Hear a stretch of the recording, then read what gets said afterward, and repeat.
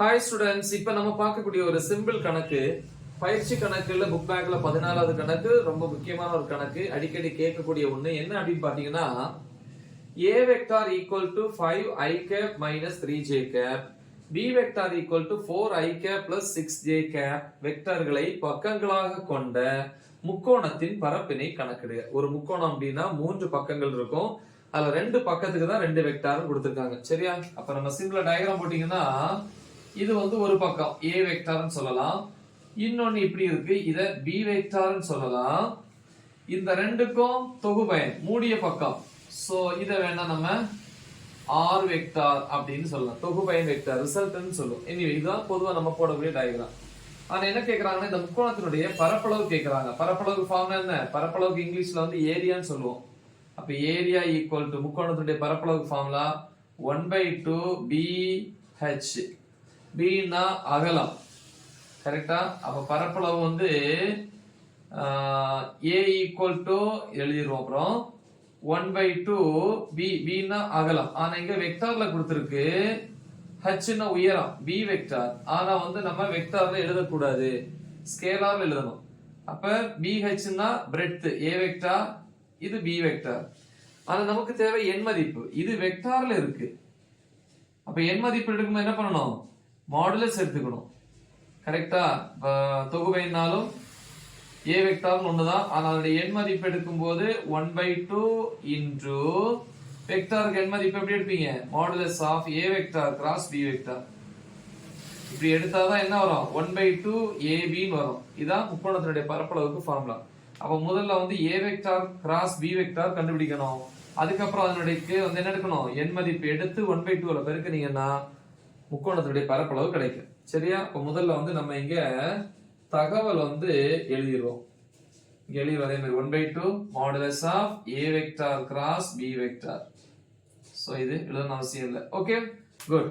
So தகவல்ல வந்து a vector கொடுத்திருக்காங்க 5i cap minus 3j cap, k cap கொடுக்கல. வேணும் நம்ம எழுதிக்கலாம் 0k cap. ஏன்னா 0னாலே 0 தான். அடுத்து வந்து b வெக்டார வந்து எப்படி எழுதலாம்? கொடுத்திருக்காங்க 4i cap plus 6j cap, k cap கொடுக்கல, அதனா 0k cap ன்னு போட்டுக்கிறேன். ஓகேவா? கேக்குறது வந்து முக்கோணத்தினுடைய பரப்பளவு a equal to question mark. இனி தீர்வுல வந்துருவோம். நம்ம படிச்சிருப்போம், ரெண்டு வெக்டார்களுடைய வெக்டார் பெருக்கலுக்கு வந்து ஃபார்முலா படிச்சிருப்பீங்க. எப்படி போட்டுக்கணும்?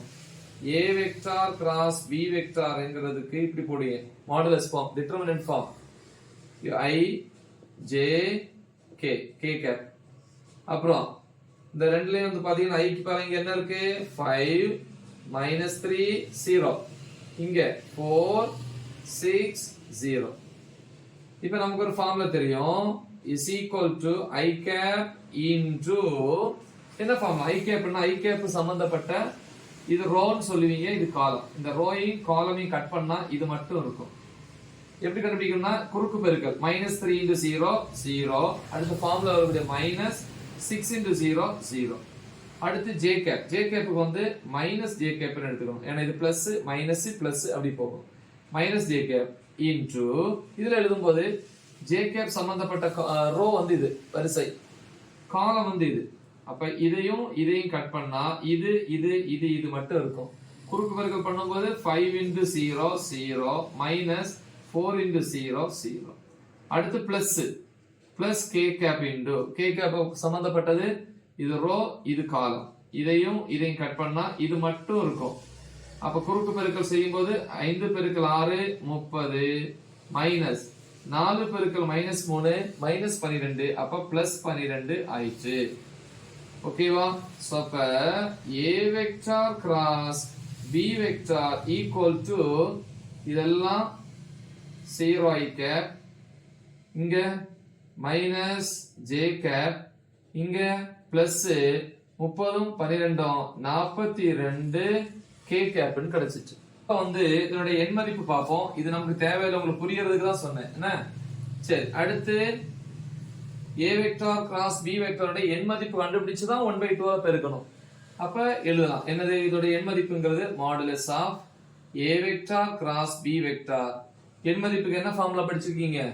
ரூட் ஆஃப் I கேப்புக்கு முன்னாடி இருக்கிற நம்பரோட ஸ்கொயர் 0 ஸ்கொயர் பிளஸ் j கேப்புக்கு முன்னாடி இங்க -1 இருக்கு -1 ஸ்கொயர் -1 ஸ்கொயரா கண்டிப்பா இல்ல இங்க என்ன இருக்கு 0 -0 னாலே 0 அப்ப இங்க -0 கரெக்ட்டா அப்ப இங்கேயும் 0 ஸ்கொயர் பிளஸ் 42 ஸ்கொயர் புரியுதா அப்ப இதுல இருந்து modulus of a vector cross b வெக்டார்னா ab ஈக்குவல் டு 0 ஸ்கொயர்னா 0 0 ஸ்கொயர்னா 0 அப்புறம் இங்க 42 square root of 42 square 42 square root எடுத்தா என்ன வரும் 42 அப்படின்னு வரும் கரெக்ட்டா இனி அந்த பரப்பளவுல போட்டுக்கலாம் மாடுலஸ் ஆஃப் a வெக்டார்னா இதுதானே அப்ப முக்கோணத்தின்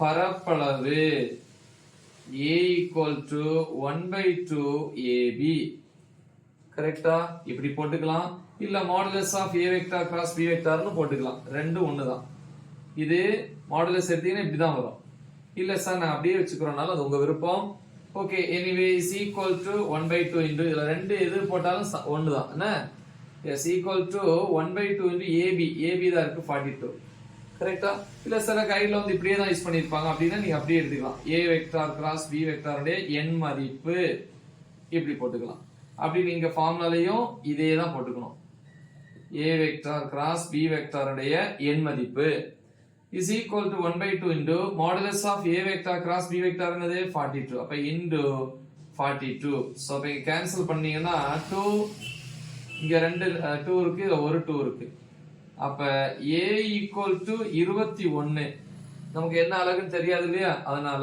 21 பரப்பு அலகுகள் அது சென்டிமீட்டர் ஸ்கொயரா மீட்டர் ஸ்கொயரான்னு தெரியாது இல்லையா அதனால சிம்பிளா பரப்பு அலகுகள் அப்படின்னு எழுதலாம் இதுதான் முக்கோணத்தினுடைய பரப்பளவு ரைட் சோ சிம்பிளான ஒரு கணக்கு நல்ல தெளிவா பிராக்டிஸ் பண்ணுங்க மறக்காம இது உங்க ஃப்ரெண்ட்ஸுக்கு ஷேர் பண்ணுங்க ஆல் தி பெஸ்ட் தேங்க்யூ